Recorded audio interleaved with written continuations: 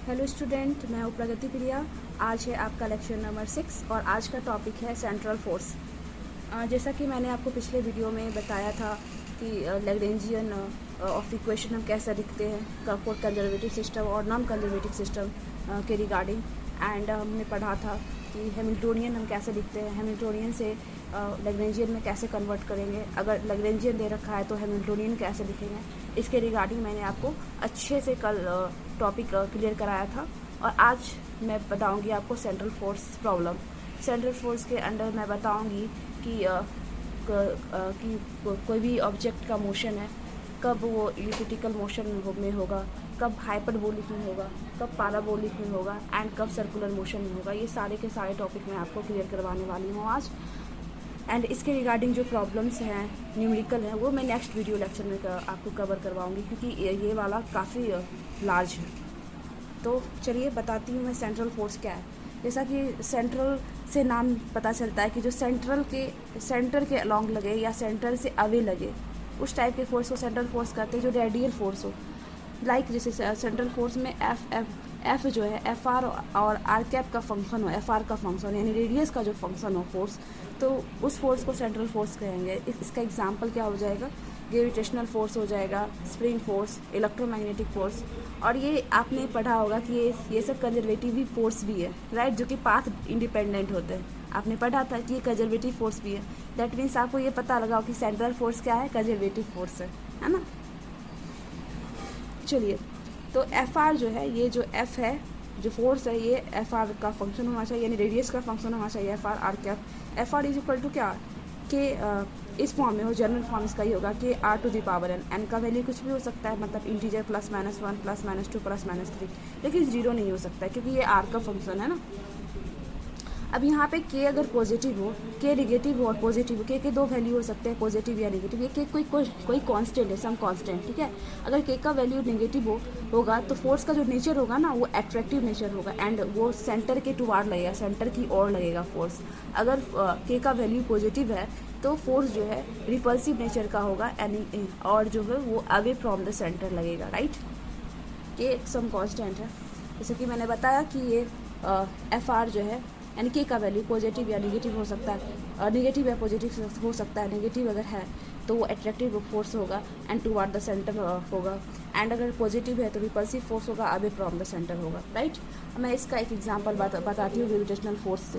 Gravitational force के बारे में तो आप सभी रूबरू होंगे, क्योंकि जो भी बच्चे CSIR नेट का तैयारी कर रहे हैं वो तो CSIR नेट, गेट, जेस्ट वगैरह, वो सब बच्चे ये सब के बारे में बहुत ही रूबरू होंगे। व्हाट ग्रेविटेशनल फोर्स के बारे में, ग्रेविटेशनल फोर्स यही है ना, जो कि कोई भी मैसिव ऑब्जेक्ट है वो अदर मैसिव ऑब्जेक्ट पे एक फोर्स लगाता है। वो फोर्स जो है डायरेक्टली प्रोपोर्शनल होता है प्रोडक्ट के देयर मास ऑफ प्रोडक्ट के, एंड मतलब product of their masses, their gravitational force is directly proportional to the product of their masses and inversely proportional to the square of distance between them, right।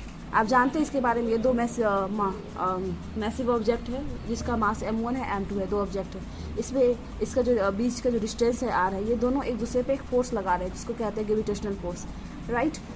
देखिए, तो ये gravitational force क्या होगा, m1 m2 upon में r², जैसा कि मैंने बताया था। और ये रेडियल होगा, r कैप। यहाँ माइनस साइन इंडिकेट कर रहा है कि जो ग्रेविटेशनल फोर्स होगा वो एट्रैक्टिव नेचर का होगा, राइट। आप लोग सभी जानते हैं कि ग्रेविटेशनल फोर्स क्या होता है, एट्रैक्टिव नेचर का होता है, राइट। तो इसका मतलब ये जो है, ये इसको मैं अगर k मान लूँ तो k - k r² और r कैप, यानी कि यहाँ r का जो वैल्यू है k r⁻⁻n। जैसे कि मैंने बताया कि यहाँ पे जो n जो है, n का वैल्यू यहाँ पे क्या है, ग्रेविटेशनल फोर्स में n का वैल्यू -2 है। देखिए, हम यहाँ सेंट्रल फोर्स के बारे में मैंने लिखा है, क्या लिखा है, the force is depend upon r and act toward the centre and away from the centre is called the centre of force. Central force is all about central force. अब ये स्प्रिंग फोर्स भी ये central force का example है। ये मैंने एक example यहाँ बताया, दूसरा एग्जाम्पल ये है स्प्रिंग फोर्स। स्प्रिंग फोर्स में जो ये स्प्रिंग लगा हुआ है, एक ये वॉल से कनेक्ट है और इसमें एक मास है m। जब स्प्रिंग को मैं मतलब स्ट्रेच करूँगी तो यहाँ पे कुछ ना कुछ सस्पेंसन आ जाएगा, राइट। और ये जो है ना, true and fro motion, periodic motion से वो ऑसिलेट करने लगेगी अबाउट मीन पोजीशन से। जैसे कि यहाँ से यहाँ ये पोजीशन, इसका डिस्प्लेसमेंट आर हुआ, तो वहाँ फोर्स क्या होगा, f is equal to minus k r. यहाँ माइनस से साइन से ये पता लगता है कि यहाँ नेगेटिव साइन से ये पता लगता है कि फोर्स क्या है, एट्रैक्टिव नेचर का है। और यहाँ एन का वैल्यू क्या होगा, r to the power n होगा, एन का वैल्यू 1 होगा, राइट। यहाँ पे जैसे मैंने बताया कि ये निगेटिव है तो फोर्स एट्रैक्टिव नेचर का होगा and act toward the centre लगेगा, राइट। और जैसा कि आप लोग सभी जानते हैं कि अगर वन बॉडी प्रॉब्लम है तो इसका वन बॉडी प्रॉब्लम में मैं इसका मोशन ईज़िली डिटरमाइन कर सकती हूँ, ईज़िली डिस्क्राइब कर सकती हूँ, उसका एग्जैक्ट लोकेशन क्या है और किस पोजीशन पे उसका मोमेंटम क्या है, all things, all physical quantity में हम लोग ईजिली डिटरमाइन कर सकते हैं अगर वन बॉडी प्रॉब्लम हो। लेकिन अगर टू बॉडी प्रॉब्लम हो तो हम कैसे करेंगे, तो इसमें आता है एक नया कॉन्सेप्ट। क्या आता है, एक रिड्यूस मास आता है और पोजीशन सेंटर ऑफ मास आता है, position of centre of mass, radius of centre of मास आता है। तो हम लोग क्या करते हैं, टू बॉडी प्रॉब्लम को सिंगल बॉडी में कन्वर्ट करते हैं एंड जो है उसका and analysis the motion of the one body system. फिर उसके बाद हम जो है मोशन को एनालिसिस करते हैं वन बॉडी प्रॉब्लम में कन्वर्ट करके टू बॉडी प्रॉब्लम को, right. Two body converted into single body problem. अब देखो ये 3D है, स्पेस है, x y z axes, set of 3 axes है। यहाँ m1 एक मास है इस पॉइंट पे m2 मास है, इसका पोजीशन r1 r2 है और इसका जो पोजीशन है मान लेते हैं ये r है। इस r को मैंने मान लिया कि सेंटर ऑफ मास है, पोजीशन ऑफ सेंटर ऑफ मास है, राइट। स्टेप 1 क्या करना है, अगर टू बॉडी प्रॉब्लम को सिंगल बॉडी में कन्वर्ट करना है तो ये यहाँ पे कुछ स्टेप फॉलो किए गए हैं। पहला स्टेप क्या, पहला स्टेप है कि फाइंड करना है centre of mass, radius of centre of मास निकालना है पोजीशन का। एंड फिर सेकेंड स्टेप क्या है कि ड्रॉ पोजीशन वेक्टर, फिर पोजीशन वेक्टर ड्रॉ करना है and then find reduce mass find करना है थर्ड स्टेप में। F12 यहाँ F जो है F1 जो है F12 पे कितना फोर्स लगाएगा, ये मैं लिखी हूँ म्यू r डबल डॉट किसको डिफाइन करता है, ये एक्सप्रेशन को डिफाइन करता है। r1 dot, r single dot define करता है वेलोसिटी को डिफाइन करता है, r डबल डॉट जो है डिफाइन करता है एक्सप्रेशन को, राइट। और यहाँ जो रिड्यूस मास है ना, रिड्यूस मास का क्या फॉर्मूला होता है, m1 m2 अपॉन में m1 प्लस m2, राइट। और RCOM कैसे निकालूंगी मैं centre of mass, m1 r1 plus m2 r2 upon में m1 plus m2। m1 mass of one object, m2 mass of second object, r1 position of object about the origin, है ना, ये position है r1 r2। Then जब मैं निकालूंगी centre of मास तो इसका ये सिंगल बॉडी में कन्वर्ट होकर कुछ इस तरह से आएगा। इसका जो सेंटर ऑफ मास में निकला है क्या, ये इस सेंटर पे निकला है और ये इसका पोजीशन है, तो यहाँ पे इसके अबाउट ये जो है रोटेट करेगा, ये सिंगल बॉडी में कन्वर्ट हो गया। रिड्यूस मास, इसमें 2 पॉइंट मेन है, रिड्यूस मास निकालना और सेंटर ऑफ मास निकालना। तो सेंटर ऑफ मास पोजीशन के अबाउट सेंटर ऑफ मास क्या होगा वो निकालना, देन हम इजीली निकाल सकते हैं। ये एक जनरल फॉर्मेशन है। मैं अब एग्जांपल के थ्रू इसका बताती हूँ कि कैसे हम लोग जो है टू बॉडी प्रॉब्लम को सिंगल बॉडी में कैसे कन्वर्ट करते हैं। मैं एक एग्जांपल लेती हूँ सन और अर्थ का, सबसे बेस्ट एग्जांपल है, राइट। सन एंड अर्थ का एग्जांपल लेती हूँ, टू बॉडी प्रॉब्लम है। मान लेती हूँ कि ये क्या है, ये पूरा का पूरा स्पेस है एक्स वाई जेड और इस पोजीशन पे सन है, ये सन है और ये अर्थ है हमारा, ठीक है। r1 पोजीशन पे सन है, r2 पोजीशन पे अर्थ है, ये इस दोनों के बीच का जो है डिस्टेंस जो है r है, ठीक है। इसको मैं पोजीशन मान लेती हूँ r, राइट। आप लोग बखूबी पता है, आप लोग को जानते ऑब्वियसली पता होगा आप लोग को कि मास ऑफ सन जो है बहुत ही ज़्यादा है ना, मतलब है maximum mass greater then mass of अर्थ। ये मास ऑफ सन जो है ग्रेटर देन मास ऑफ अर्थ होगा, हैवी है मास ऑफ सन, मतलब सन का मास अर्थ के मास से। अब मैं क्या करूँगी, firstly converted into single body problem के लिए पहले RCOM लिखूँगी, सेंटर ऑफ मास पोजीशन का। तो क्या होगा, mass of sun into r1, position है ना r1 मास ऑफ सन का, plus me r2 mass of ये पोजीशन ऑफ हो गया earth upon ms plus me mass of sun और मास ऑफ अर्थ। जब इसमें से मैं क्या करूँगी, मास ऑफ सन को कॉमन ले लूँगी तो यह r1 plus me by ms आ जाएगा, ये वाला r2। क्योंकि ये जो है ना me मास ऑफ अर्थ है, मास ऑफ सन है, अपॉन में मास ऑफ सन तो आपको पता है काफ़ी ज़्यादा है, तो ये जो है ना सिमिलर टू 0 हो जाएगा ना, इसका अप्रॉक्सीमेशन करेंगे तो ये 0 हो जाएगा।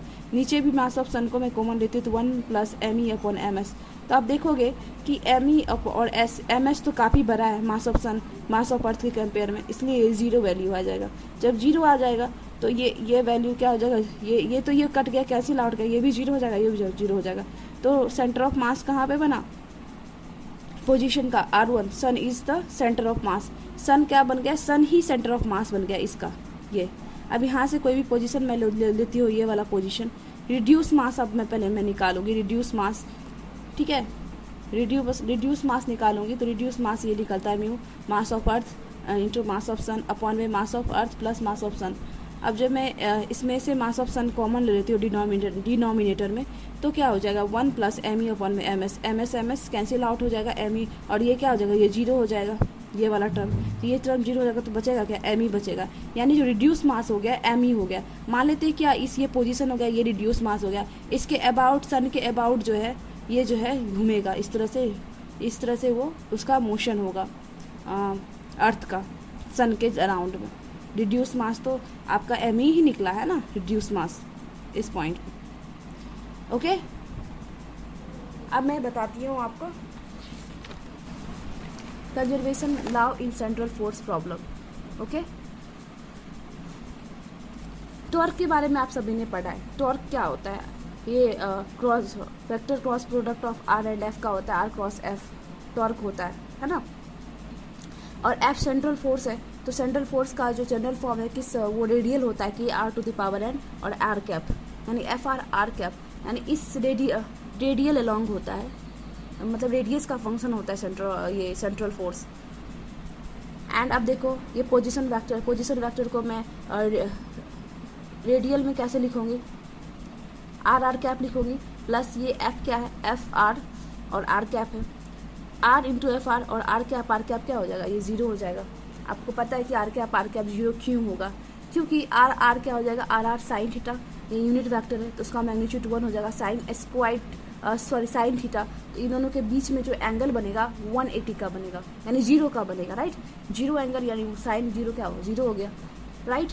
तो टॉर्क जीरो हो गया, इसका मतलब क्या, टॉर्क इक्वल टू ये भी होता है, आप लोग ने पढ़ा होगा कि rate of change of angular momentum is torque dl upon में dt। जब ये जीरो हो गया तो इसका मतलब एल क्या हो गया, एल कंजर्व हो गया, एल कांस्टेंट है, राइट, एल कांस्टेंट है, सॉरी। और एंगुलर मोमेंटम के बारे में आपने पढ़ा होगा कि ये भी जो है वेक्टर क्रॉस प्रोडक्ट होता है आर का पी के साथ, आर क्रॉस पी कंजर्व, हाँ ये कंजर्व है, क्योंकि ये टॉर्क क्या हुआ, जीरो आया इसका वैल्यू, इसका रेट ऑफ चेंज है ना, एंगुलर मोमेंटम का रेट ऑफ चेंज जीरो है, इसीलिए। अब हम डायरेक्शन जो देखेंगे टॉर्क का, एंगुलर मोमेंटम का, वो क्या होगा, perpendicular to the plane of motion होगा। ये जो है ना मोशन, प्लेनर मोशन, जिस प्लेन में मोशन होगा उसके परपेंडिकुलर होगा इसका डायरेक्शन। जैसे ये सन है और ये अर्थ है, ये सन है ओरिजिन पे और ये अर्थ है, इसके चारों तरफ ये सन अर्थ रिवॉल्व कर रहा है सन के अराउंड, तो एल का जो डायरेक्शन होगा ना इसके परपेंडिकुलर होगा, यानी जेड एक्सिस के अलोंग होगा। इफ अगर एक्स वाई जो है प्लेनर, आपका प्लेनर सरफेस है, प्लेनर मोशन है along x y axis, then जो है एंगुलर मोमेंटम जो होगा आपका, एंगुलर मोमेंटम वो परपेंडिकुलर टू द प्लेन होगा, motion of the plane of the motion, ठीक है। तो ये आपका जो है ना ये जेड एक्सिस हो जाएगा, जेड एक्सिस के अलोंग आपका जो है एल का डायरेक्शन होगा, एंगुलर मोमेंटम का डायरेक्शन होगा, ठीक है। In central force the angular momentum L is conserve, so motion of the system is planar. आप देखोगे सेंट्रल फोर्स प्रॉब्लम में जो है सिस्टम जो है हमेशा प्लेनर ही होता है। कोई भी ऑब्जेक्ट जो मूव कर रहा है, मोशन जो करता है, यूनिफॉर्म मोशन या नॉन यूनिफॉर्म मोशन, वो प्लेनर में ही होता है, 2D में ही मोशन करता है, राइट। 2D में अब देखिए रेडियल, अब मैं यूज़ करूँगी रेडियल कोऑर्डिनेट सिस्टम, तो यहाँ आर थीटा होगा variables, right. R theta variables होगा तो पोजीशन आपको बताई दी, पोजीशन क्या हो जाएगा, पोजीशन आपका हो जाएगा r equal to r cap हो जाएगा, ये मैग्नीट्यूड है, ये यूनिट वेक्टर होगा ना, और इसके अलोंग वेलोसिटी क्या हो जाएगा, velocity r dot r cap plus r theta dot theta cap. इसके बारे में मैंने फर्स्ट वीडियो लेक्चर में आपको बहुत ही डिटेल से बताई हूँ, तो आप वहाँ जाके देख लीजिएगा कि ये मैं भी कैसे निकालती हूँ फिर से, तो आपका ये जो है फिर से पता चल जाएगा कि ये कैसे आया, राइट, क्लियर हो जाएगा आपका यूजिंग पोलर कोऑर्डिनेट सिस्टम से भी r dot r cap plus r theta dot theta cap होता है, राइट। अब मैं क्या करूँगी, क्योंकि ये तो कंजर्व है आर क्रॉस पी, अब आर पोजीशन फैक्टर है, पोजीशन फैक्टर को आर आर कैप लिखूंगी, और पी तो मोमेंटम है क्रॉस म्यू भी, म्यू क्या रिड्यूस मास है और भी क्या वेलोसिटी है। जैसे आप पढ़े हैं लीनियर वेलोसिटी के बारे में, एम भी होता है, यहाँ एम के जगह रिड्यूस मास में चेंज होगा। क्यों? क्योंकि यहाँ टू बॉडी प्रॉब्लम को सिंगल बॉडी में कन्वर्ट किया है। देन यहाँ तो मास तो जो है वो दो मास है ना, इसलिए दो मास को कन्वर्ट करके सिंगल मास में कन्वर्ट किया। सिंगल मास क्या हो गया? म्यू रिड्यूस मास हो गया, राइट, म्यू इंटू भी। तो म्यू अभी का फार्मूला यहाँ पे मैंने लगाया r dot r cap plus r theta dot theta cap, right. Mu is what? Mu reduce mass है, m1 m2 अपॉन में m1 प्लस m2। ओके, अब देखो मैं यहाँ पे क्रॉस प्रोडक्ट सब करती हूँ, राइट। पहले इसको इसके साथ प्रोडक्ट करूँगी तो क्या हो जाएगा? Mu r dot r into r cap, right, r cap cross r cap plus यहाँ पे आर स्क्वायर हो जाएगा। पहले म्यू मैंने लिख लिया, mu r into r square theta dot r cross theta cap, ये हो जाएगा। आर क्रॉस थीटा कैप हो गया। इसका मतलब ये जो है, इसका मतलब ये आर क्रॉस आर तो जीरो हो जाएगा, ये वाला टर्म जीरो हो गया, लेकिन ये टर्म जीरो नहीं होगा। तो एंगुलर मोमेंटम क्या निकल के आया? Mu r square theta dot r cross theta, r cap cross theta cap. ये तो मतलब यूनिट वेक्टर है, राइट। ये कंजर्व होगा, कांस्टेंट होगा, तो इसका मैग्नीट्यूड क्या हो जाएगा एंगुलर मोमेंटम का? Mu r square theta dot and ये r cap cross theta cap, ये क्या किसको शो करेगा? डायरेक्शन को शो करेगा, जो कि चेंज नहीं होगा, राइट। यहाँ पे मैं लिखी हूँ सीज angular momentum is conserved so no change in their magnitude and direction and motion of the plane. Okay, और यहाँ मैग्नीट्यूड क्या मैंने क्या निकाला था? L equal to mu r square theta dot, theta dot क्या है? थीटा डॉट इजकल टू क्या हो जाएगा? L by mu r square. Theta dot हो गया आपका एंगुलर स्पीड हो जाएगा, angular speed theta dot, right. आपने पढ़ा ही था एंगुलर स्पीड के बारे में। क्या पढ़ा था एंगुलर स्पीड के बारे में? कि एंगुलर स्पीड को थीटा डॉट ये ओमेगा कहते हैं, यानी D theta by D T होता है एंगुलर स्पीड, यानी थीटा 2 माइनस थीटा 1 अपॉन में T2 माइनस T1। यही पढ़ा है ना हम लोग एंगुलर स्पीड के बारे में, राइट। तो एंगुलर स्पीड इक्वल टू मैं ये लिख सकती हूँ in terms of angular momentum L upon में म्यू आर स्क्वायर। म्यू क्या है? म्यू आपका रिड्यूस मास है, आर रेडियस है, राइट। एल यहाँ पे कांस्टेंट होगा। आप कंजर्वेशन ऑफ एनर्जी पे आते हैं। कंजर्वेशन के नाम से पता चलता है कि आप लोग सभी जानते हैं कि कंजर्वेशन लॉ क्या होता है, कंजर्वेशन ऑफ एनर्जी क्या होता है, राइट। कि ना ही हम एनर्जी को क्रिएट कर सकते हैं, ना ही इसको डिस्ट्रॉय कर सकते हैं, बल्कि ट्रांसफॉर्म कर सकते हैं इस एक फॉर्म से दूसरे फॉर्म में। तो यहाँ पे भी यही हो रहा है। क्या कहते हैं? Neither be created nor be destroyed, या नाइदर बी क्रिएटेड, या ऐसे रेसिप्रोसिटी में मैंने बताया आपको उल्टा। तो देखो यहाँ पे क्या बोल रहा है कि हम ना एनर्जी को क्रिएट कर सकते हैं, ना डिस्ट्रॉय कर सकते, बल्कि ट्रांसफॉर्म कर सकते हैं एक फॉर्म से दूसरे फॉर्म में, राइट। जैसे एनर्जी क्या होता है? Kinetic energy plus potential energy होता है, राइट। काइनेटिक एनर्जी अगर मैं इंक्रीज करती हूँ तो पोटेंशियल एनर्जी क्या हो जाएगा? अपने आप वो डिक्रीज हो जाएगा। तो ओवरऑल जो है ना सिस्टम का, अगर काइनेटिक एनर्जी डिक्रीज करती हो तो पोटेंशियल एनर्जी इंक्रीज होगा, काइनेटिक एनर्जी डिक्रीज करती हो तो पोटेंशियल एनर्जी इंक्रीज होगा। दैट मीन्स ओवरऑल अगर ये इंक्रीज किया तो ये डिक्रीज किया तो ये इंक्रीज, ओवरऑल जो है ना एनर्जी जो है कंजर्व रहेगा सिस्टम का, राइट। अब यहाँ पे काइनेटिक एनर्जी को मैं कैसे लिख रही हूँ? देखो काइनेटिक एनर्जी ऐसे होता है half mu v square plus ये पोटेंशियल एनर्जी को मैं वी के फॉर्म में दे दी, ये कांस्टेंट है, कंजर्व्ड है मतलब कांस्टेंट है, राइट। अब देखो मैं इजीली आपको सब कुछ एक्सप्लेन करती हूँ। अब भी को क्या मैं लिखूंगी? वी स्क्वायर को आर डॉट का square plus r square theta dot square plus V. जैसे कि आप लोग ने अभी भी के बारे में पढ़ा कि भी हम कैसे निकालते हैं, अब भी के बारे में पढ़ा ना। भी इजकल टू क्या पढ़ा? अभी भी इजकल टू पढ़ा are dot r cap plus theta dot theta cap पढ़ा ना। और अगर भी स्क्वायर करूँगी तो क्या हो जाएगा? R dot square plus r square theta dot square. ये बाकी जो है r dot r cap 1 theta cap ये हो जाएगा 1। अगर स्क्वायर करूँगी तो ये आएगा निकल के, बाकी का तो सारा कंपोनेंट जीरो दे देगा। मैं इसके बारे में बहुत अच्छे से एक्सप्लेन की हूँ वीडियो लेक्चर 1 में, आप उसको देख सकते हो फिर से, ओके। तो यहाँ पे देखो मैंने यहाँ पे लिखा है V square r dot square plus r square theta dot square plus V half mu r dot square. फिर इसको मैंने क्या किया? मल्टीप्लाई कर दिया म्यू के साथ, half mu r dot square plus half mu r square theta dot square plus V, right. अब यहाँ पे देखो मैंने क्या किया, ये जो एंगुलर स्पीड है दे रखा है, एंगुलर स्पीड का वैल्यू इसमें पुट किया, जो कि मैंने यहाँ से लाया, मैं यहाँ निकाली हूँ। एंगुलर स्पीड का वैल्यू क्या होता है, L by mu r square, है ना। तो यहाँ पे मैं जस्ट यहाँ पे इसको पुट की हूँ, इस पॉइंट पे, ये half mu r dot square, ये रहा हाफ, ये हो जाएगा आपका म्यू आर स्क्वायर एजिटीज, थीटा डॉट का वैल्यू क्या है, L by mu r square. तो स्क्वायर करूँगी तो क्या होगा, L स्क्वायर अपॉन में mu square r to the power 4। तो यहाँ पे म्यू आर स्क्वायर यहाँ से एक कट काट दूँ, ये टर्म प्लस बी का भी रह गया। यहाँ पे मैं लिखी हूँ थीटा डॉट स्क्वायर क्या, L by mu r square है। अब ये कट के क्या आएगा value, L square to mu r square, ठीक है। और half mu r dot square plus B constant E equal to, E का ओवरऑल ये आया half mu r dot square plus L square to mu r square plus B. इसमें सारा का सारा क्वांटिटी आपको पता है कि क्या क्या कौन कौन सा क्वांटिटी है। ये आपका हो गया रेडियल काइनेटिक एनर्जी, ये टर्म हो गया आपका ट्रांसवर्स काइनेटिक एनर्जी, एंड ये हो गया पोटेंशियल एनर्जी। ओके, इसमें एक और टर्म्स आता है वी इफेक्टिव।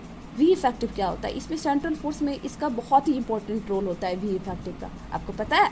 देखो मैं बताती हूँ, देखते जाओ। वी इफेक्टिव इक्वल टू क्या हो जाएगा, ये आपका transverse kinetic energy plus potential energy, right. यहाँ पे रेडियल काइनेटिक एनर्जी जो होगा यहाँ 0 होगा, L square to mu r square plus V, V effective equal to, इसको इफेक्टिव पोटेंशियल एनर्जी बोलते हैं, राइट। अब यहाँ पे देख लो आप, ट्रेजेक्ट्री, अब मैं ये बताऊंगी trajectory for particle undergoing central force problem, trajectory for particle undergoing central force problem. अब देखो यहाँ पे अब पार्टिकल का ट्रेजेक्ट्री क्या होगा, मतलब सेंट्रल फोर्स प्रॉब्लम में। अब देखो, अब ये सेंट्रल फोर्स, ये फोर्स इस टाइप का हम लिखी हूँ मैं, कि आर स्क्वायर आर कैप, ये ग्रेविटेशनल टाइप फोर्स है। यहाँ पे नेगेटिव होगा सम कांस्टेंट। अब यहाँ पे मैं एज्यूम कर ली हूँ, ठीक है, हाइपोथेटिकल ये अप्रोच है। वैसे तो होता है ग्रेविटेशनल फोर्स ऑलवेज क्या होता है, एट्रैक्टिव इन नेचर होता है, लेकिन यहाँ पे मैं हाइपोथेटिकल अप्रोच यूज़ की हूँ, इसलिए आप घबराइएगा मत। अगर कि मैं पॉजिटिव नेगेटिव यूज़ करूँगी तब तो एट्रैक्टिव नेचर का, जो कि ग्रेविटेशनल फोर्स कहता भी है, force is attractive in nature and act toward the centre. अगर ये के पॉजिटिव मैं ले लेती हूँ तो क्या होता है, ये हाइपोथेटिकल अप्रोच है। ओके, तो फोर्स क्या होगा, रिपल्सिव इन नेचर होगा and act away from the centre. Okay, force क्या होगा, रिपल्सिव इन नेचर होगा जबकि पॉजिटिव होगा and act away from the centre. अब एक बहुत ही इम्पॉर्टेंट क्वांटिटी आती है, वो जो कि है इसेंट्रिसिटी। इसेंट्रिसिटी के बारे में आप लोगों को पता होगा कि इसेंट्रिसिटी हम कैसे निकालते हैं, ई इज इक्वल टू क्या होता है, √1 plus 2e L square upon में म्यू के स्क्वायर। अब ये ई है इसेंट्रिसिटी, ई है टोटल एनर्जी, एल है आपका एंगुलर मोमेंटम, म्यू है रिड्यूस्ड मास एंड के है आपका सम कांस्टेंट, जो कि पॉजिटिव नेगेटिव कुछ भी लेंगे तो इसका वैल्यू पॉजिटिव ही आएगा के स्क्वायर का, राइट। अब मैं ट्रेजेक्ट्री के बारे में बात करती हूँ। इसेंट्रिसिटी के बारे में मैंने ये बता दिया कि ई क्या है, टोटल एनर्जी है। इसेंट्रिसिटी इक्वल टू होता है √1 plus 2e L square upon में म्यू के स्क्वायर। ओके,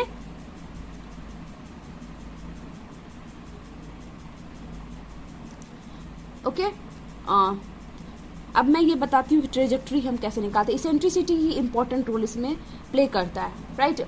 इसमें मानती हूँ कि ये सब वैल्यू भी इंपॉर्टेंट है इसेंट्रिसिटी के लिए निकालने के लिए। ई और के वगैरह के तो रहता है, ये ऑलरेडी दिया हुआ। ई बहुत ही इंपॉर्टेंट है, इसमें ई का भी रोल बहुत ही इंपॉर्टेंट है। ओके, अब देखो ये एक ट्रिक है, मैं बताती हूँ कि ये जैसे कि H for hyperbola, P for parabola, E for ellipse, C for circle. Hyperbola तब होगा जब इसेंट्रिसिटी इज ग्रेटर देन 1 होगा, एंड पैराबोला तब होगा जब इसेंट्रिसिटी इज इक्वल टू 1 होगा। इलिप्स तब आएगा जब इसेंट्रिसिटी इज लेस देन 1 होगा, और सर्कल तब आएगा जब इसेंट्रिसिटी इज इक्वल टू 0 होगा, ई इज इक्वल टू 0 होगा। मैं एक याद करने का ट्रिक बताती हूँ कि आप याद कैसे रखोगे इस चीज़ को। मैं तो ऐसे याद रखी हूँ, मेरे गुरुजी भी ने भी ऐसे ही बताया है कि हरियाणा पुलिस अब चली, मतलब अब चली, हरियाणा पुलिस अब चली क्राइम होने के बाद। ऐसे पुलिस का तो पता ही है कि जब क्राइम हो जाता है तभी वो पहुँचती है वारदात पे, है ना, क्राइम स्पोर्ट्स पे। अदरवाइज़ वो तो गायब ही रहती है, एट ए टाइम पहुँचती ही नहीं है। इसलिए इसमें मैंने मतलब लगा दिया कि हरियाणा पुलिस इब चली। H फॉर हरियाणा और हाइपरबोला, P फॉर पुलिस और for parabola, P for E for इब मतलब अब, और E for ellipse, C for circle, और C फॉर चली, यानी हरियाणा पुलिस अब चली। H for hyperbola, P for parabola, E for ellipse, C for circle. यानी इसेंट्रिसिटी इज ग्रेटर देन 1 होगा हाइपरबोला के लिए, पैराबोला के लिए इसेंट्रिसिटी इज इक्वल टू 1 होगा, एंड इलिप्स के लिए इसेंट्रिसिटी इज लेस देन 1 होगा, एंड सर्कल के लिए इसेंट्रिसिटी इज इक्वल टू 0 होगा, राइट। फोर्स प्रॉब्लम, ठीक है। इसे आपने पढ़ा कि energy kinetic energy plus plus है, पोटेंशियल एनर्जी होता है।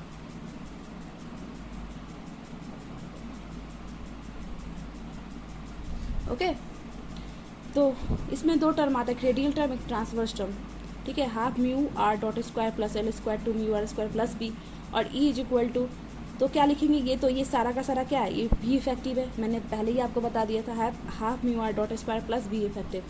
अब मैं भी इफेक्टिव को इधर ले आती हूँ, E minus B effective is equal to half mu r dot square, okay. यानी कि ये रेडियल काइनेटिक एनर्जी के बराबर होगा जब इसको माइनस करूँगी मैं तो। और ये एक कंडीशन होता है कि इसी को कहते हैं condition for central force problem, ठीक है। E minus B effective is greater than equal to 0 हो, देन क्लासिकली अलाउड रीजन होगा, that means classically allowed region होगा, अदरवाइज क्लासिकली फोरबिडन रीजन होगा। अगर ई माइनस बी इफेक्टिव का value less than 0 हो then ये क्लासिकल फोरबिडन रीजन होगा। अगर ई माइनस बी इफेक्टिव का value is greater than equal to 0 तब होगा, that means classically allowed region होगा, राइट। अब मैं बताती हूँ qualitative analysis of central force problem. अब qualitative analysis of central force problem क्या है, ये आप देखो, इसमें मैं डिफरेंट रेफरेंसेस बताई हूँ पोटेंशियल एनर्जी निकालने का। अगर आर आपको रेसिप्रोकल में दिया हुआ है तो आप रेफरेंस क्या लोगे पोटेंशियल एनर्जी निकालने का, वो मैं आपको अच्छे से बताती हूँ। देखो सेंट्रल फोर्स है, ठीक है। यहाँ पे फिर मैं हाइपोथेटिकल अप्रोच यूज़ की हूँ, क्योंकि ये क्या है, सेंट्रल फोर्स में ये किसको बताता है, ये ग्रेविटेशनल फोर्स को बताता है। लेकिन यहाँ पे मैं क्या के पॉजिटिव या नेगेटिव दोनों लेके हम देख रहे हैं, ओके। के पॉजिटिव है तो आपको पता है कि रिपल्सिव नेचर का फोर्स होगा और अवे फ्रॉम द सेंटर होगा, नेगेटिव होगा तो अट्रैक्टिव नेचर का होगा एंड टुवर्ड द सेंटर होगा, राइट। वी आर इक्वल टू क्या होता है, आप पोटेंशियल एनर्जी निकालने का फॉर्मूला। यहाँ पे मेन इंपॉर्टेंट पॉइंट है जो समझने लायक है कि किसी भी इन्फिनिटी पॉइंट से आप आर पॉइंट पे लाते हो चार्ज को या कोई भी एलिमेंट को, ऑब्जेक्ट को, तो आपको जो है ना उसके रीजन में लाना होता है, तो आपको स्लोली लाना होता है, यानी अगेंस्ट लाना होता है उसको, उस पर एक्स्ट्रा फोर्स लगाना होता है। इसलिए एफ एक्सटर्नल जो है ना माइनस एफ ई के बराबर है, ओके। ये माइनस इन्फिनिटी टू आर है, एफ एक्सटर्नल डी आर है। ये फार्मूला होता है पोटेंशियल एनर्जी निकालने का। लेकिन यहाँ पे जो मैं है ना भी रेफरेंसेस चेंज हो जाता है अकॉर्डिंग टू फोर्स, ठीक है। देखते हैं अभी कैसे चेंज होता है। तो आपको मैं जैसे बताई कि जो पोटेंशियल एनर्जी को इन्फिनिटी से, मतलब किसी भी ऑब्जेक्ट को इन्फिनिटी से आर पे लाने पे जो एनर्जी अप्लाई करना पड़ता है, फोर्स उसमें जो लगता है वो आपको एक्सटर्नल फोर्स लगाना पड़ता है नेगेटिव डायरेक्शन में। दैन यहाँ नेगेटिव साइन आया है एफ डी आर, ठीक है। यहाँ भी हम रेफरेंस मान लिए, रेफरेंस टू आर, ठीक है। अब यहाँ देखो 0 टू आर के आर स्क्वायर डी आर, ये वाला मैं यूज़ नहीं करूँगी, 0 टू आर, ओके। यहाँ मैं माइनस इन्फिनिटी भी यूज़ कर सकती हूँ क्योंकि यहाँ पे रेसिप्रोकल में, सॉरी, यहाँ इन्फिनिटी यूज़ करूँगी। क्यों करूँगी, क्योंकि रेसिप्रोकल में आर है, इसीलिए यहाँ इन्फिनिटी अप्रोच यूज़ करूँगी। जब मैं इसका इंटीग्रेशन करूँगी तो इस फॉर्म में आएगा। पहले मैं आपको ये बता देती हूँ कि ये कैसे आएगा। जैसे आपको बताई मैं कि माइनस इन्फिनिटी टू आर और एफ एक्सटर्नल जो है एफ इंटू डी आर। अब अभी एफ का आपको बताया था कि एफ इजिकल टू क्या है, एफ आर इंटू में आर कैप, यही बताया ना। नहीं सॉरी एफ से सॉरी,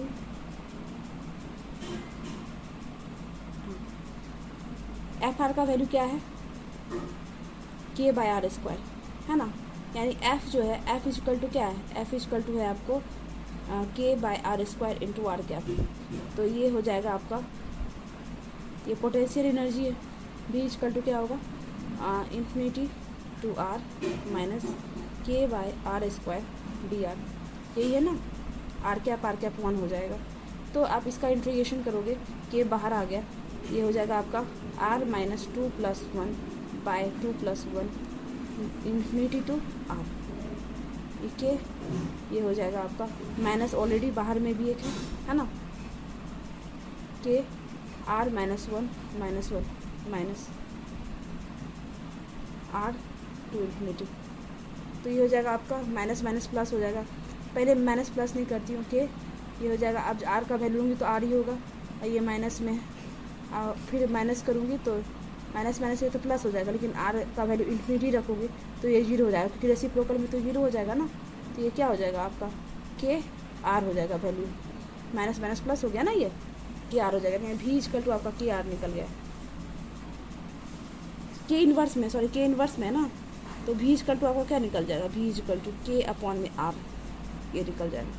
तो यहीं पे मैं निकाली हूँ के अपॉन आर, है ना। अब यहाँ पे हम कोई भी वैल्यू पुट करके देख सकते हैं, के का वैल्यू पॉजिटिव नेगेटिव लेके चेक करेंगे क्या क्या आता है। लेकिन देखिए आप यहाँ पे स्प्रिंग फोर्स जो होता है, एग्जांपल मैं स्प्रिंग फोर्स का लेती हूँ, तो एफ जो होता है ना के आर के बराबर होता है, राइट, के एक्स के बराबर होता है। यहाँ पे एक्स को आर में मतलब वेरिएबल में चेंज कर ली हूँ। तो आप देखोगे कि यहाँ पे जो है ना, जैसे यहाँ पे मैं बता रही हूँ के आर है, तो आर क्या है, डायरेक्टली एफ जो है डायरेक्टली प्रोपोर्शनल है आर के, एफ के मतलब आर जो है डायरेक्टली प्रोपोर्शनल है आर के। तो यहाँ पे भी डिफरेंस जो है ना जीरो लोगे, ये आप एंश्योर कर लीजिए कि ये आप समझ लीजिए कि यहाँ पे जो है जब भी इस फॉर्म में दे रखा हो फोर्स, तो आप पोटेंशियल एनर्जी निकालने के लिए यहाँ पे रेफरेंस में जीरो यूज़ कीजिएगा, 0 to r, right, 0 to r। तो एफ डॉट टी आर इस तरह से आप यूज़ कर सकते हो निकालने के लिए। तो यहाँ पोटेंशियल एनर्जी क्या आया, हाफ के आर स्क्वायर आ गया। ओके, अब मैं नेक्स्ट केस बाइस केस, अभी आपने निकाला स्पोर्ट्स के लिए, अभी स्पोर्ट्स के बारे में बताया था कि ये ग्रेविटेशनल टाइप का फोर्स है, लेकिन यहाँ मैं एज्यूम की हूँ ये क्या है, हाइपोथेटिकल अप्रोच। ओके, मैं यहाँ एज्यूम की हूँ कि ये पॉजिटिव है, के पॉजिटिव है, एफ इजकल टू के बाय आर स्क्वायर, इस फॉर्म में अगर कोई फोर्स दे रखा हो तो और के पॉजिटिव एज्यूम की हूँ, तो इसका मतलब क्या हुआ कि ये फोर्स का जो नेचर होगा रिपल्सिव नेचर का होगा और अवे फ्रॉम द सेंटर होगा। अब पोटेंशियल अभी जस्ट हमने निकाला है क्या है, के बाय आर है, बी इक्वल टू के बाय आर निकला। तो वी इफेक्टिव क्या हो जाएगा, वी इफेक्टिव आपको भी बताया था मैंने, वी इफेक्टिव क्या होगा, वी इफेक्टिव इक्वल टू, दूसरे पेज पे बताती हूँ, वी इफेक्टिव इक्वल टू मैंने बताई थी आपको अभी, वेट, वी इफेक्टिव के बारे में मैंने क्या बताई आपको, वी इफेक्टिव यानी इफेक्टिव पोटेंशियल एनर्जी क्या होगा, एल स्क्वायर अपॉन में 2 mu r square plus V. अभी हमने भी का वैल्यू क्या लिखा, भी का वैल्यू क्या निकला है, भी का वैल्यू निकला है आपका के बाय आर। तो यहाँ पॉजिटिव वैल्यू ही मैं पुट कर दूँगी, L square 2 mu r square plus k by r. तो भी इफेक्टिव का वैल्यू ये निकला, ये रहा। ये क्यों निकाला आप सबको भी पता चल जाएगा, आपको अभी पता चल जाएगा, देखो कैसे निकाला हमने, क्यों निकाला। अब मैं क्या करूँगी, ड्रॉ करूँगी draw graph between V effective versus r, ठीक है। तो कैसे निकालूंगी, इसमें दो टर्म है, ये और ये टर्म, दोनों को मर्ज करके एक फाइनल ग्राफ बनेगा। आप देखो L square 2 mu r square और आर है, तो इसका जो ग्राफ बनेगा आर स्क्वायर का रेसिप्रोकल में है ना, तो ये कुछ इस टाइप से इसका ग्राफ बनेगा, राइट। और इसका के बाय आर और आर का ग्राफ ऐसे बनेगा, ऐसे। अब यहाँ देखो कि स्मॉल आर के लिए और कैपिटल आर के लिए कौन कौन सा पार्ट डोमिनेट कर रहा है।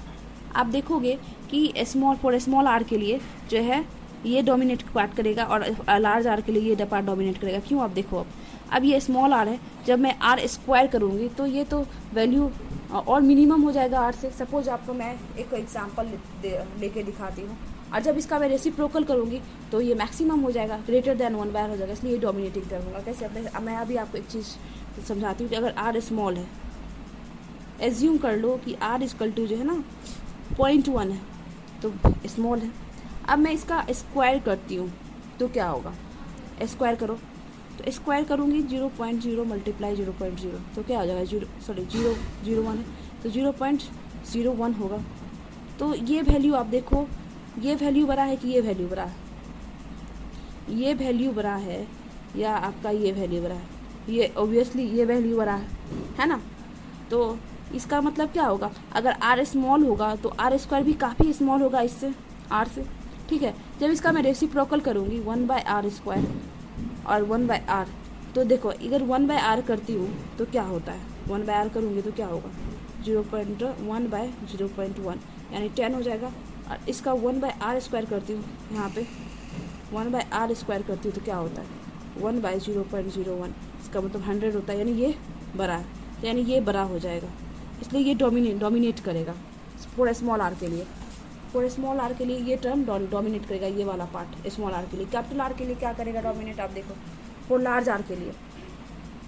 लार्ज आर मान लो अगर आर का वैल्यू लार्ज है,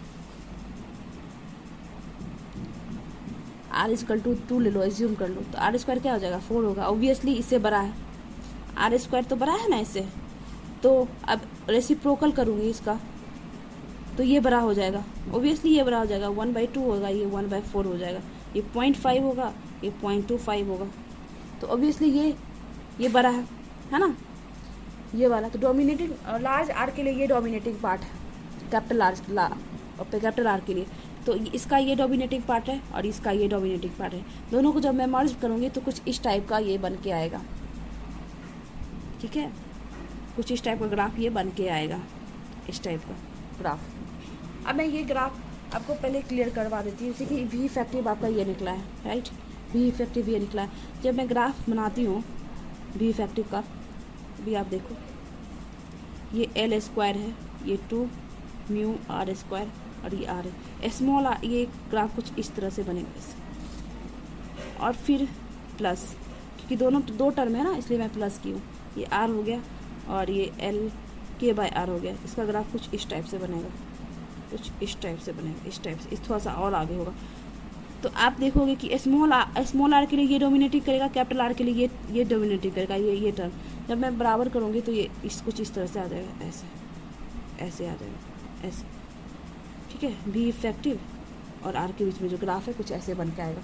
अब मैं जो है ना यहाँ पे कुछ मान लेती हूँ, एनर्जी मान लेती हूँ इस पॉइंट पे, तो यहाँ एनर्जी जो है ना, एनर्जी ग्रेटर देन 0 की 0 इस पॉइंट पे ग्रेटर देन 0 होगा, तो ये पॉइंट ए मान लेती हूँ, यहाँ आर नॉट मान लेती हूँ, यहाँ से यहाँ तक का पॉइंट, ठीक है, आर नॉट मान ली, जैसे यहाँ पे मैंने माना है, यहाँ से यहाँ तक का पॉइंट जो है आर नॉट माना है इस पॉइंट को।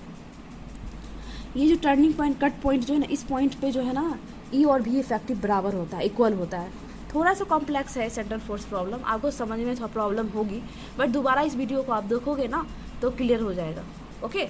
इस पॉइंट पे जहाँ पे कट पॉइंट है ना, यहाँ पे जैसे मैंने एक एनर्जी खींचा, एनर्जी मतलब पॉजिटिव एनर्जी खींचा ग्रेटर देन 0, देन यहाँ पे जो है ना एक कट पॉइंट है, इस कट पॉइंट पे देखोगे, इसको मान लो कि आप आर नॉट है, ठीक है, यहाँ पे भी इफेक्टिव ई के बराबर है, सबसे क्लोजेस्ट पॉइंट ये है। अब यहाँ पे मैं निकालूंगी कि कौन क्लासिकली फॉरबिडन रीजन है, कौन क्लासिकली अलाउड रीजन है, कहाँ पे पार्टिकल नहीं जा सकता है, कहाँ जा सकता है, कौन सा रास्ता। अब यहाँ देखो इस पॉइंट पे तो बराबर है E effective V E equal to V effective के बराबर, लेकिन इस पॉइंट पे आप देखोगे जैसे ही यहाँ ऊपर जाओगे तो यहाँ पे भी इफेक्टिव बड़ा है, ई तो यही रेंज है ना, ई का तो रेंज यही है, मिनिमम हो जाएगा, तो यहाँ नेगेटिव हो जाएगा, यानी ये फॉरबिडन रीजन है, यानी 0 से लेके 0 टू आर नॉट जो है क्लासिकली फॉरबिडन रीजन है, एंड आर नॉट से जो इधर वाला रीजन है, आर नॉट से इन्फिनिटी तक का रीजन, वो क्लासिकली अलाउड रीजन है। अगर रेंज में देखूँ आर का रेंज आर नॉट से इन्फिनिटी के बीच में लाई करेगा, ठीक है, आर का रेंज। अब मैं इसका एक ग्राफ के बारे में डिस्कस करती हूँ, कुछ आ जाओ इधर। टोटल एनर्जी ये है, ये काइनेटिक रेडियल काइनेटिक एनर्जी, ये ट्रांसवर्स एनर्जी प्लस के आर इज ग्रेटर देन 0, जैसा कि मैंने बोला कि जो है मैं एनर्जी ली हूँ, पॉजिटिव ली हूँ, ठीक है।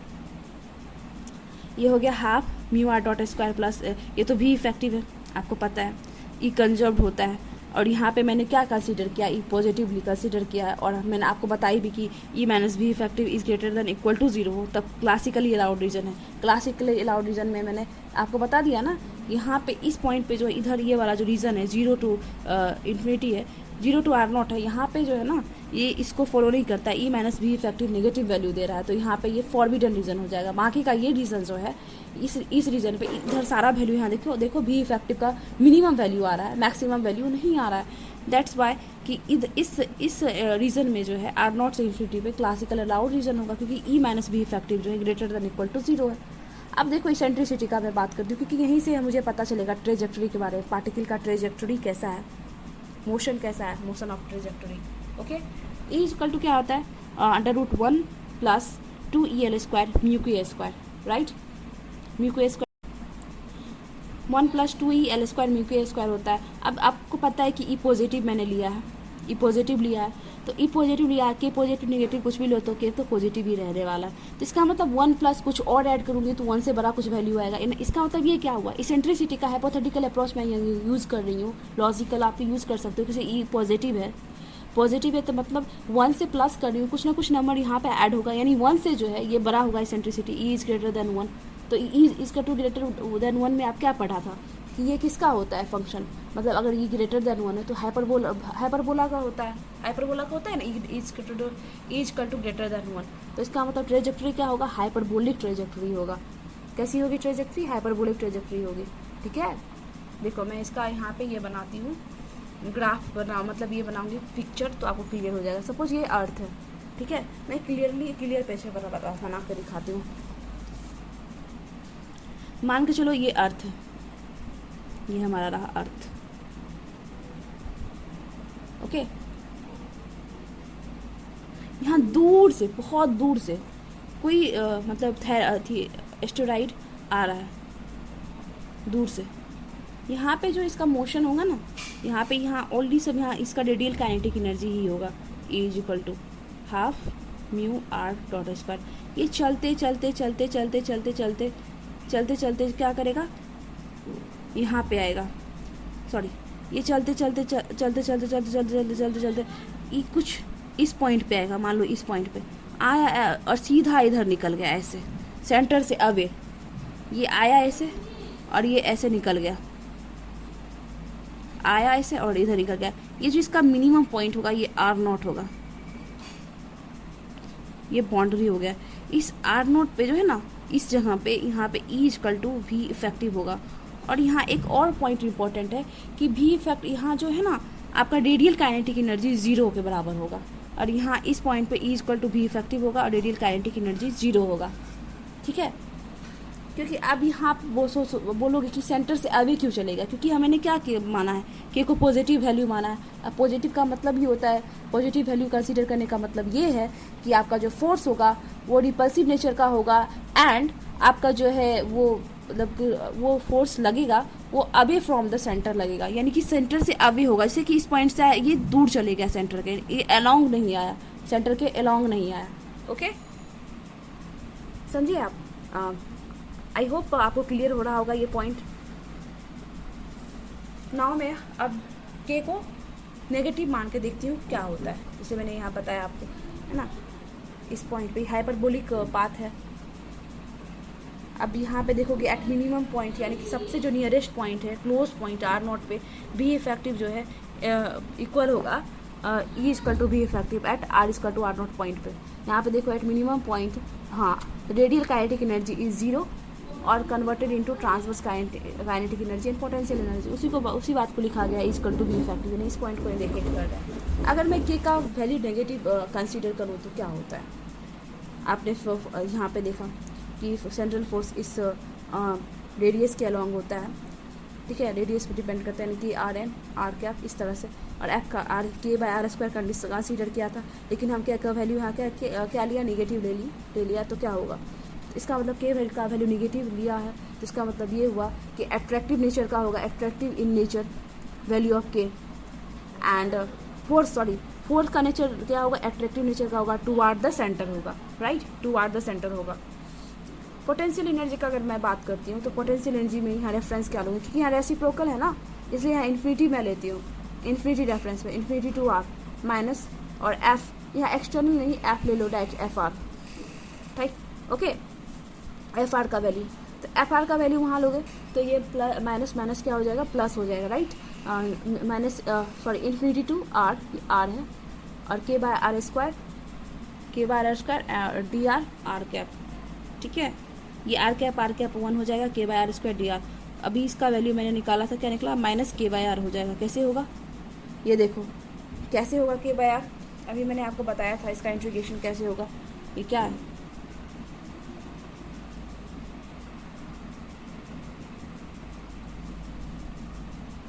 क्या है ये, इन्फिनिटी टू R के बाय आर स्क्वायर dr, यही है ना। तो ये के बाहर निकाल लिया मैंने, minus R2 + 1 minus 2 + 1 R to the power -1। अब इसको करूँगी मैं, क्या हो जाएगा, R to infinity k r, ये -1, ये R2 इन्फिनिटी के, ये तो R⁻⁻1 होगा, ये -1 यहाँ पे माइनस माइनस प्लस, और जब R का वैल्यू 0 रखूँगी यानी 1, ये 1 इन्फिनिटी रखूँगी तो 0 आ जाएगा, यानी यहाँ -k/r + 0, यानी कि V = जो ये V का वैल्यू है ना, V का वैल्यू पोटेंशियल एनर्जी का वैल्यू है, V = -k/r + 0, यानी V = क्या हो जाएगा -k/r, ओके, -k/r हो जाएगा। तो यहाँ पे ही मैंने लिखा है V = पोटेंशियल एनर्जी क्या निकला है -k/r। अब यहाँ पे मैंने इसका वैल्यू पुट कर दिया, जैसे टोटल काइनेटिक एनर्जी ये होता है ना, ½ μr² + L² 2 μr² + V, तो यहाँ पे मैंने पुट कर दिया V इफेक्टिव, तो ये इसके बराबर हुआ transfer kinetic energy plus potential energy. तो पोटेंशियल एनर्जी का मैंने वैल्यू पुट किया यहाँ पे, तो क्या हो गया V effective is equal to L² 2 μr² - k/r। अब मैं ग्राफ, अब वर्ड के टास्क क्या है, ग्राफ ड्रॉ करने का, राइट। ग्राफ कैसे ड्रॉ करूँगी V इफेक्टिव वर्सेस R के बीच में। तो पहले मैं 2 पार्ट में ले लेती हूँ, पहला पार्ट ये, सेकंड पार्ट ये। L² 2 μr² का ग्राफ मैंने खींचा था, कैसे था, ऐसा था, राइट, ऐसा ग्राफ था कि R का वैल्यू जैसे जैसे मैं हाई करूँगी तो वो 0 के बराबर आ जाएगा, ये 0 के बराबर इसका वैल्यू देगा, राइट। जैसे जैसे R का वैल्यू मैक्सिमम दूंगी मैं तो ये 0 पे लाई करने लगेगा। अब फिर यहाँ पे -k/r है, तो यहाँ अपोजिट हो जाएगा, क्योंकि माइनस में ये में बनेगा ना, इस तरह से बनेगा, इस तरह से बनेगा ग्राफ। जैसे जैसे मैं ग्राफ का आर का वैल्यू अगर 0 दूंगी तो ये इन्फिनिटी को अप्रोच करेगा, आर का वैल्यू जैसे जैसे मैक्सिमम दूंगी तो इसका वैल्यू मिनिमम होते चले जाएगा, राइट। जब ये दोनों को मैं करूँगी, अब यहाँ फिर से आता है वही कॉन्सेप्ट, ये स्मॉल आर के लिए कौन डोमिनेटिंग पार्ट होगा, स्मॉल आर के लिए ये डोमिनेटिंग पार्ट होगा, और ये वाला टर्म ये डोमिनेटिंग पार्ट होगा, और कैपिटल आर के लिए ये वाला टर्म जो है डोमिनेटिंग पार्ट होगा। देखो है ना, डोमिनेटिंग टर्म अगर स्मॉल आर है तो R² क्या हो जाएगा, R² मिनिमम हो जाएगा, R से लेस देन R। लेकिन जब इसका रेसिप्रोकल करेंगे तो ये मिनिमम, ये मैक्सिमम हो जाएगा। तो डोमिनेटिंग टर्म कौन सा होगा, ये वाला होगा, ये वाला term. And for large r के लिए देखो, तो लार्ज आर लोगे तो R² ऑब्वियसली है मैक्सिमम होगा, ग्रेटर देन जैसे ही रेसिप्रोकल लूँगी तो ये हो जाएगा 1/r। तो डोमिनेटिंग टर्म लार्ज आर के लिए क्या होगा, ये वाला टर्म। तो जब दोनों को मर्ज करूँगी तो कैसा ग्राफ बन के आएगा, ऐसा कुछ ग्राफ बन के आएगा, ऐसा। चलो मैं यहाँ तक आपको बता दी। अब ये जो V इफेक्टिव और R के बीच में जो ग्राफ निकला है, अब मैं यहाँ पर यहाँ पे एनर्जी का 4 केस बनेगा, राइट। जब मैं एनर्जी में ग्रेटर देन 0 लूँगी, पॉजिटिव लूँगी, फिर 0 लूँगी, फिर नेगेटिव लूँगी, फिर मोर नेगेटिव लूँगी, यानी यहाँ 4 केस बनता है। चारों केस में आपको अलग अलग ट्रेजेक्ट्री देखने को मिलेगी, ओके। तो आप देखो R केस है, ये एक मतलब आपका जो है वो जो ग्राफ निकल के आया था V इफेक्टिव R के बीच में, वही है। और ये आपका टोटल एनर्जी है। यहाँ पे 4 केस लूँगी, E = 0 लूँगी, E = पॉजिटिव, माइनस और नेगेटिव लूँगी, मोर नेगेटिव लूँगी, यानी ये 4 केस बनता है। केस पहला लेती हूँ, इसमें कि E = पॉजिटिव हो, नॉट 0, पॉजिटिव हो E का वैल्यू इस पॉइंट पे, यहाँ पे ये तो 0 है। तो E पॉजिटिव जैसे ही लूँगी, यहाँ पे ये वाला लाइन जो है E पॉजिटिव को कंसीडर करता है, एनर्जी लाइन कंसीडर करता है। इस पॉइंट पे आपका क्या हो जाएगा, V इफेक्टिव = E के बराबर होगा, राइट। अब यहाँ पे देखो, यहाँ तो एनर्जी लाइन यहाँ है, जैसे ही ऊपर जाऊँगी तो यहाँ पे क्या हो जाएगा, यहाँ पे V इफेक्टिव ज़्यादा होगा। V इफेक्टिव अगर ज़्यादा हो जाएगा, जैसे E - V इफेक्टिव होता है ना, अगर V इफेक्टिव ज़्यादा हो गया तो ये निगेटिव कुछ वैल्यू देगा, निगेटिव वैल्यू देगा ना। इसका मतलब E - V effective is less than 0, यानी क्लासिकल क्या हो जाएगा, फोरबिडन रीजन हो जाएगा, क्लासिकल फोरबिडन रीजन, ओके। यहाँ पर मैं बताई हूँ, जैसे E - V इफेक्टिव क्या, अगर ग्रेटर देन 0 है, ग्रेटर देन इक्वल टू 0 है तो क्लासिकल अलाउड रीजन होगा। And E - V effective is less than 0 है तो क्लासिकली फोरबिडन रीजन होगा, राइट। तो इस पॉइंट से आप देखो कि R0 हम यहाँ कंसीडर कर लिए हैं कि 0 से R0 जो है पॉइंट तक क्लासिकली फोरबिडन होगा। एंड R0 से इन्फिनिटी तक जो लेंगे रेंज जो होगा वो आपका क्लासिकली अलाउड रीजन होगा, राइट। अब E का वैल्यू की देखो, E का वैल्यू क्या है, √1 + 2EL² μk²। अब यहाँ पे देखो कि E का वैल्यू मोर पॉजिटिव ली हूँ, अब के का वैल्यू कुछ भी लो, पॉजिटिव निकल, लेकिन यहाँ पे नेगेटिव कंसीडर किया तो के स्क्वायर पॉजिटिव होगा, ऑब्वियसली पॉजिटिव होगा। अब जब इसको ये कुछ पॉजिटिव वैल्यू आई 1 है, जब ऐड ऑन करूँगी तो कुछ ना कुछ 1 से ज़्यादा वैल्यू आएगा इसेंट्रिसिटी का निकल के। तो इसेंट्रिसिटी का मतलब ग्रेटर देन 1 है, तो इसका मतलब ट्रेजेक्ट्री क्या होगा, trajectory will be hyperbolic path. Okay, hyperbolic path trajectory होगा। अब RCOM भी आप निकाल सकते हो।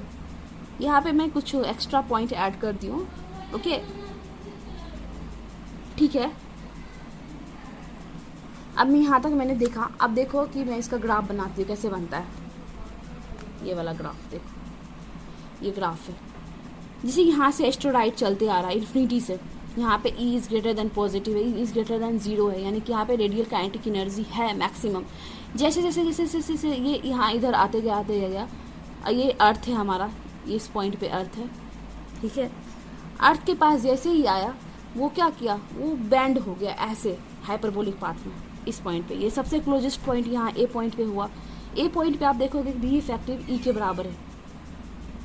ओके, बी इफेक्टिव ई के बराबर है, और यहाँ से वो क्या अलोंग मूव कर गया, बैंड कर गया along the radius centre, along the centre. क्योंकि मैंने क्या किया है, के का पॉजिटिव, के का वैल्यू क्या लिया है, नेगेटिव लिया है, तो नेगेटिव वैल्यू में क्या होता है, फोर्स एट्रैक्टिव नेचर का होता है and along to the centre लगता है, सेंटर के अलोंग लगता है। तो देखो सेंटर के अलोंग लगा, ये जो देखो है ना। अब यहाँ पे देखो 3-4 पॉइंट है इंपॉर्टेंट, जो कि आपको जानना जरूरी है। ये 3-4 पॉइंट क्या क्या है आप देख सकते हो।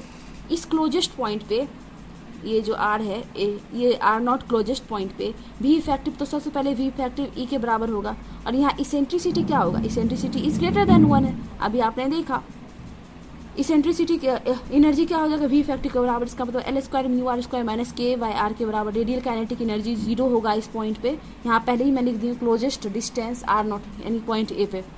रेडियल काइनेटिक एनर्जी 0, इसका मतलब हाफ म्यू R0 स्क्वायर 0, और के नेगेटिव ली हूँ तो क्या होगा, फोर्स एट्रैक्टिव इन नेचर होगा, E is greater then 1। Hyperbola, ये हाइपरबोला केस में है। अब मैं 3 केस और बचा है, 3 केस और बचा है। ये 3 केस मैं बताती हूँ, एक केस और डिस्कस करती हूँ, और नेक्स्ट 2 केस में अब दूसरा केस है ये। अगर मैं E का वैल्यू 0 ले लूँ, एनर्जी लाइन अगर मैं 0 ले लूँ तो क्या होगा E का वैल्यू, यानी इस पॉइंट पे। तो आप देखो यहाँ कट एक भी पॉइंट है, इस V इफेक्टिव का जो ग्राफ है एक पॉइंट पे यहाँ कट कर रहा है, ठीक है, इस पॉइंट पे। तो यहाँ पे भी यही होगा, E equal to V effective के बराबर होगा। और अब यहाँ पे मैं पता करूँगी कि क्लासिकली अलाउड रीजन कौन सा है, क्लासिकली फोरबिडन रीजन कौन सा है, राइट। ओके, आप देखोगे क्या कि मैं एनर्जी का रेंज यहाँ ली हूँ E इक्वल टू 0 पे। इसके ऊपर जैसे ही देखते हो कि हाँ V इफेक्टिव क्या है, मैक्सिमम आ रहा है एनर्जी से। जब एनर्जी से मैक्सिमम आ रहा है तो इसका मतलब क्या होगा, E minus V effective negative होगा। दैट मीन्स क्या होगा कि मतलब E माइनस V इफेक्टिव अगर नेगेटिव आया तो ये क्लासिकली फोरबिडन रीजन होगा। Classically forbidden, E minus V effective is less than 0, यानी क्लासिकली फोरबिडन रीजन। कहाँ से कहाँ, रेंज कहाँ से तक, मान लो चलो ये 0 है, तो 0 से लेके R0 तक वो क्या होगा, क्लासिकली 0 टू R0 होगा क्लासिकली फोरबिडन रीजन, और R0 टू इन्फिनिटी क्या हो जाएगा, क्लासिकली अलाउड रीजन। अब यहाँ पे देखो, ठीक है, आप यहाँ पे देखो इसेंट्रिसिटी क्या होता है, eccentricity is equal to 1 plus 2EL square upon में म्यू स्क्वायर होता है। और के का वैल्यू हमने यहाँ क्या किया, नेगेटिव लिया है, राइट, तो के स्क्वायर पॉजिटिव है, और E का वैल्यू मैंने क्या किया है, 0 लिया है। जब E का वैल्यू मैं 0 लूँगी तो सारा का सारा टर्म 0 हो जाएगा, यानी E का वैल्यू, इसेंट्रिसिटी का वैल्यू क्या होगा, 1 होगा, √1 यानी 1 होगा। तो 1 किसका है, इसेंट्रिसिटी अगर 1 हो तो क्या होता है, वो ट्रेजेक्ट्री क्या होता है, trajectory will be parabolic path. Trajectory क्या हुआ, पैराबोलिक है, पैराबोला में वो मूव करेगा, पैराबोलिक पाथ में मूव करेगा। अब मैं इसका ग्राफ दिखाती हूँ आपको, देखो ग्राफ इसका, ये ग्राफ। ओके, यहाँ पे E इक्वल टू 0 लिया, लेकिन यहाँ रेडियल काइनेटिक एनर्जी है मैक्सिमम। जैसे जैसे इस पॉइंट पे जैसे जैसे ये मतलब कि मूव करते करते ये इस पॉइंट पे आएगा, तो ये हाइपरबोलिक पाथ में इधर टर्न बेंड हो जाएगा, राइट। हाइपरबोलिक पाथ में ऐसे गया और ऐसे आ गया, ऐसे गया और ऐसे आ गया। देखो इसका सबसे मिनिमम पॉइंट कौन सा बना है, यहाँ पे आपको दिख रहा होगा मैक्सिमम, ये मैक्सिमम पॉइंट दिख रहा होगा, लेकिन ये मिनिमम पॉइंट है। सेंटर मान लो ये है, सेंटर ये मिस्टेक से सेंटर ये यहाँ से हो, ये R0 हो गया। आप यहाँ पे भी जो है ना, आपका कुछ पॉइंट इम्पोर्टेंट है। जो पॉइंट इंपॉर्टेंट है मैं बता देती हूँ कौन कौन सा पॉइंट इंपॉर्टेंट है। एट पॉइंट ए पे, इस पॉइंट पे r equal to r not है, E equal to V effective के बराबर होगा, जो जीरो मैंने कंसिडर किया था। रेडियल काइनेटिक एनर्जी जीरो होगा इस पॉइंट पे। इसेंट्रिसिटी 1 होगा, अभी आपने देखा पैराबोलिक नेचर का, ई अगर जीरो है तो इफेक्टिव मास जो है किसके बराबर होगा, इफेक्टिव मास आपको केटर मतलब जो एस्टोराइड है उस मास के बराबर होगा, और सेंटर ऑफ मास जीरो के बराबर, क्योंकि यहाँ पे मैंने जीरो कंसिडर किया है जो सन है। ओके, एंड एफ जो है माइनस के बायोस्फीयर के टर्म में लिखा है। यहाँ पे के, सी और डी मैं नेक्स्ट वीडियो लेक्चर में बताऊंगी। आई होप आपको ये वीडियो बहुत अच्छा लगा होगा और समझ में आएगा सेंट्रल फोर्स प्रॉब्लम, और मैं आपको नेक्स्ट वीडियो में बताऊंगी कि कब ये जो है एनर्जी का किस वैल्यू पे, एनर्जी के किस वैल्यू पे ट्रेजेक्ट्री जो होगी सर्कुलर होगी और इलिप्टिकल होगी।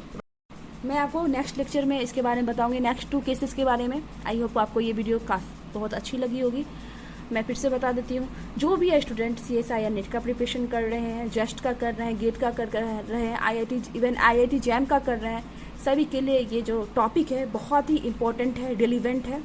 आपको अगर ये टॉपिक समझ में आई हो, अच्छी लगी हो, तो वीडियो को लाइक ज़रूर करें, सब्सक्राइब करें और ज़्यादा से ज़्यादा दोस्तों से शेयर करें। ओके।